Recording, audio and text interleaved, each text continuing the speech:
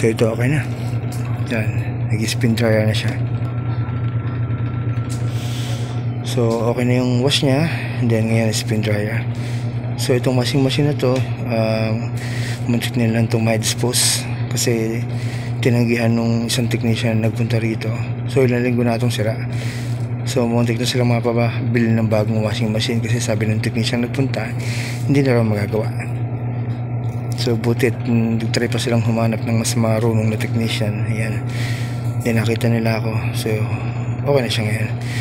So usually talaga ako minsan mahirap humanap ng board na pamalit. So kung minsan walang available, ganyan, o order pa no matagal. Pero ako, ang solution ko ganito, substitute controller board. Marami na akong nagawang ganito. So isang customer ko na kinontak niya ako kasi kailangan niya ulit yung repair. So 5 years na yung kinabit ko sa kanya, okay pa. Nasa galing din kasi ng technician yan kung pulido ba yung mga hinang niya o yung gawa niya, kaya tatagal.